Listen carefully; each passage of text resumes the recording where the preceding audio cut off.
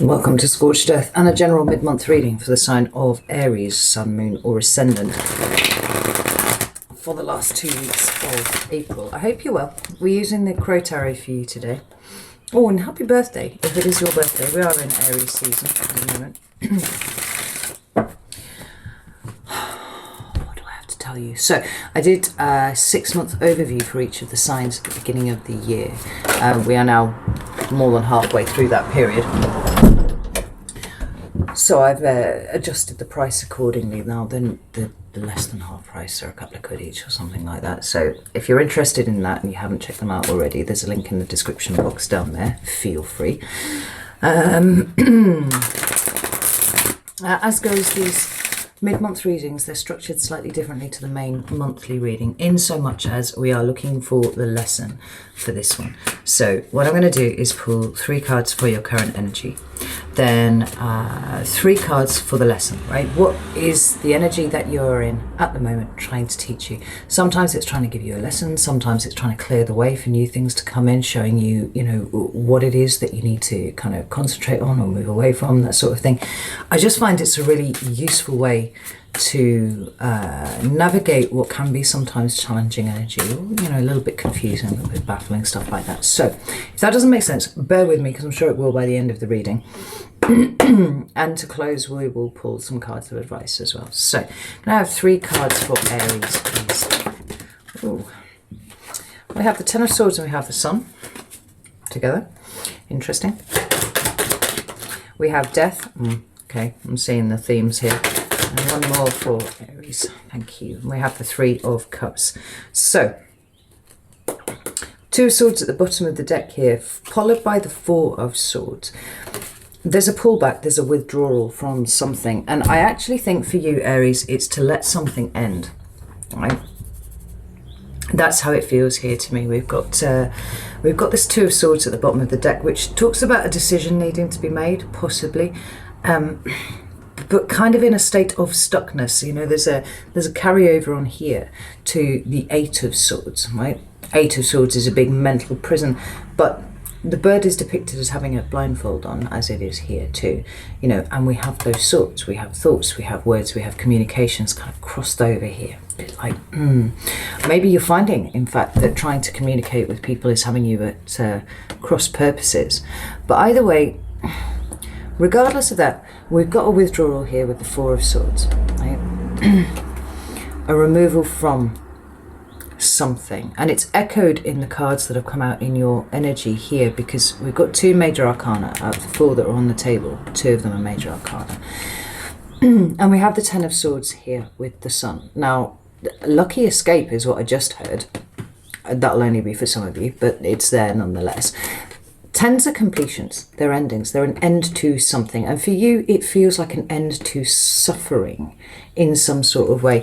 I do think that this is connected to another person. I don't think that this is a truly, you know, sense of you know, your soul having some sort of great epiphany about the way that you show up in the world, more the way that other people are kind of showing up around you, and how it is that you respond to them, right? So letting something end, whether it's a friendship or a relationship or, you know, whatever it is, seems to be at the forefront of your mind at the moment. We have the Sun, which is a very positive card, right? It brings really positive influence to the reading. But it's also the card of consciousness. And so for me, it feels like a consciously letting something go, letting something die, letting it kind of fade out here. Because we've also got Death, which is also a card that speaks about endings. Now, I don't see endings as just, you know, like that. I think they kind of, an ending fades in and then it fades out as new things come in. But it also speaks about transformation. And it could be that for you, the transformation is in seeing things for what they are, seeing people for who they are, right? And responding accordingly, rather than, you know, practicing kind of willful blindness to red flags and stuff like that. It definitely feels like this is people that you are dealing with here, because the final card is the 3 of Cups, which is emotional support networks. And maybe you're really finding out who your friends are at the moment, Aries. It could be something like that. But there's certainly a sense of you becoming more discerning about the people that you choose to spend time around, and where it is that you go for emotional succor, I guess, like because not all of the people that have been in your environment really should be staying, right? Because they're not good for you. And it feels like you're seeing that. It feels like this level of discernment's really coming into bear now, and you're just like, no, being around you always makes me feel kind of shitty about myself, you know. And I don't think that that's me being weird. I think that is just the way that you are with me, you know. That it's that kind of energy, and that's I love that. We've got the Fool at the bottom of the deck here, which is your card, but it's also a card of trust. It's a card of being guided where the energy takes you, you know. And if you are surrounded by a friend of mine who was an Aquarius, who said before deciding that you were depressed, you should make sure that you're not. You should first make sure that you're not surrounded by arseholes, and I think there's something in that for sure. But it's sort of trusting that the people that are exiting your life are exiting for the right reasons, and the people that are coming in for the right reasons. But ultimately, trusting yourself and your own judgment, I think, Aries, is a really important thing for you here right now. Yeah. If somebody gives you the willies for some reason, listen to that, you know, because your intuition is really, it feels quite tuned in at the moment, and we are in Aries season, so you know you've got drive and motivation to do things, to change things, you know, that sort of energy. Listen to it. Let's have a look at the lesson, please, for Aries. First card, it is the Five of Swords, followed by the Page of Pentacles, beautiful, and Strength, wonderful. That's your sister fire sign of Leo there. But I'm going to cycle back to this, you know, trusting your judgment on things, because I think that you've been second guessing yourself. I think that your thought patterns about something up until this point have been slightly wonky, right? There's been too much internalized, is it me, did I do something wrong, you know, that sort of energy about it. And actually, no, that's not it. It's just that there are persons or people, or persons in your environment that really made you feel that way. And with this High Priestess at the bottom of the deck here, followed by the Chariot, which are both cards that speak very, very strongly of, you know, both intuition and your own autonomous drive, you know, going off in your own direction, what is right for you. It's been really important that you get to a point where you can trust your own judgment on things, and that's what all of this energy has been about for you. I love the fact that we've got the Page of Pentacles here, and that for me is all about extracting the value from any given situation, right? So it might be that you know, things have been as I've laid out there, and you've been like, well, that's kind of shit.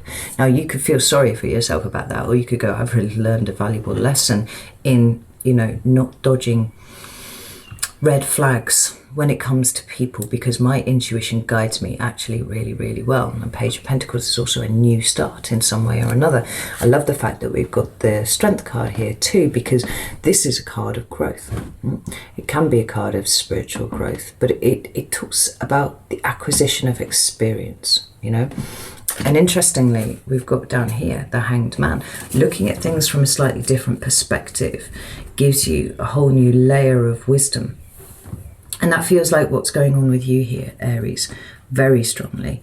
You know, the Strength card is giving you the strength to kind of move away from things, letting things end, letting things die, you know, as they need to, and trusting that what comes in next will be better for you, or that you will be able to discern better moving forwards. Okay? Let's get some cards of advice, please. We have the King of Pentacles, we have the Queen of Cups,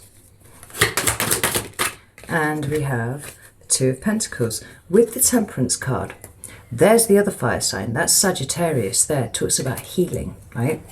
And specifically, it talks about your own internal healing, needing to be the focus of what it is that you're doing, right? Everything that you're doing. So to that end, that's going to be moving away from people who, you know, give you a funny feeling and you're not really sure why. That funny feeling is your intuition, you know. When I was about 14, Somebody said to me once that you should always listen to your intuition because it was sent to you by spirit and they knew better than you did. And I was like, oh, that's fair enough. I can't argue with that. And from that point on, then always kind of listened to those little, little gut nudges that I had about things. It seems like you are being asked to do the same here, right? Whether or not you believe it comes through spirit or whatever, you've learned something really valuable here, and now it's time to relinquish your grasp on it and let it go. Like I said, it does actually feel like you've got some really solid people around you, but there are some that are not. And yeah, this is the thing. So in terms of advice, excuse me, we have the King of Pentacles, we have the Queen of Cups, and we have the Two of Pentacles here. So we've got emotion flanked by practicality here, and I actually quite like it for you because the different elements to you, we've got earth and water here, we've got your emotional space, and we've got practicalities. And both of those things maybe you need to draw a little more upon in your day-to-day. We're actually missing any fire at all. You don't need it in Aries season. Like, you've got plenty of fire enough. King of Pentacles, really pay attention to detail with stuff, and do not be tempted to take any shortcuts. The King of Pentacles is the king of delayed gratification, which is about as far away from your energy as it's possible to get, being very sparky and spontaneous and of the moment. But actually, with this Page of Pentacles forming the center of the reading, it's like you've been gifted some wisdom, you've been gifted some insight into something, and now it's up to you how you choose to plant the seed that comes with that, right? What kind of tree are you going to grow? Because it actually feels like quite a profound reading in a lot of ways, Aries, because there's a subtle shift in your direction going on here. And where do you want to end up? What are the kind of people that you want around you? Because it seems like you're in the early process of sifting what that means to you, what those people look like. Let's just pull one more card for the King of Pentacles. We've got the King of Cups there. And the Ten of Swords. It could be that there's a Taurus or a Scorpio that you need to let go of. It's funny, we've got the Queen of Cups at the bottom of the deck here.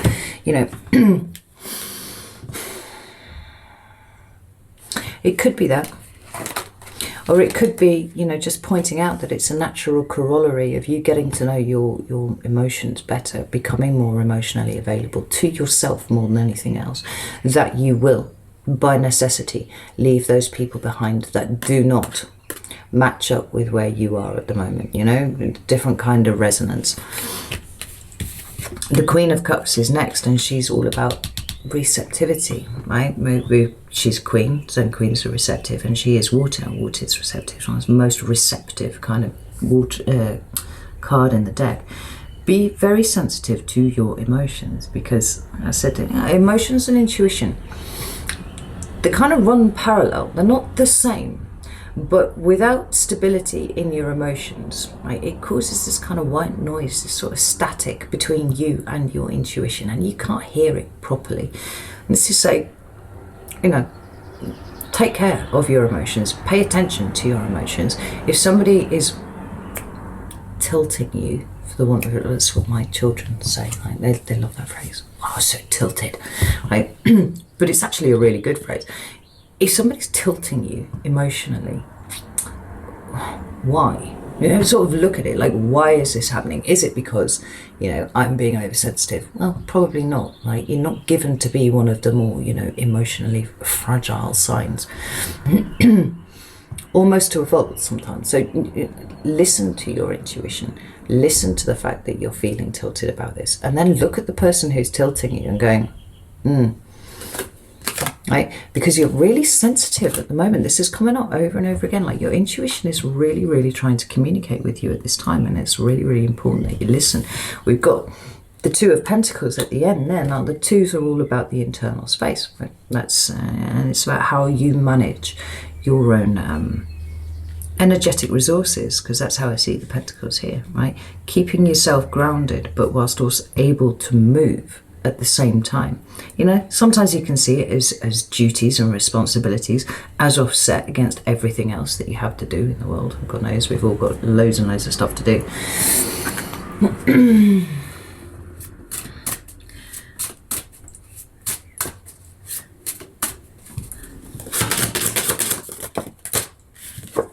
Yeah. Just continue on this road. We've got the Strength card at the bottom of the deck as well, all followed by the Nine of Cups behind it, and Death. Right? Death we've already had, Strength we've already had, Leo and Scorpio energy factoring in really strongly here. Having the strength to allow the changes to occur. And then the Nine of Cups in the middle, like your personal happiness. This reading is absolutely riddled with a sense of the new and a release of the old, emotionally speaking for you, and I actually really, really like it. We've got the Five of Swords coming up in the reverse here, which is talking about, you know, stabilizing those thoughts and the kind of communications that you have with yourself, where you take responsibility for everything, no matter fucking what, right? Like, some things aren't your responsibility. And sometimes if somebody's rubbing you up the wrong way, it's not because you're being oversensitive, it is because they are actually just that abrasive, you know, or however it is that it's finding its expression in your life at this time. And we have the Seven of Cups. Emotional confusion. If you are emotionally confused, it is because you are not listening to that little voice inside of you, right? And finding your balance, and that's really, really important, finding your balance with this, really allowing that voice to speak, is going to see you do very well in the last 2 weeks of April, because this reading actually feels quite a bit bigger than it's sort of showing itself to be. There are some really big themes here for you, Aries, and it looks to me like you're very much using the energy as it's supposed to be used. So, you know, hats off to you. It's cool. Right, I'm going to leave it there. I really hope that this was useful for you. I only ever set that as an intention when I do these readings. So know that I love you all very, very much, and I will see you soon.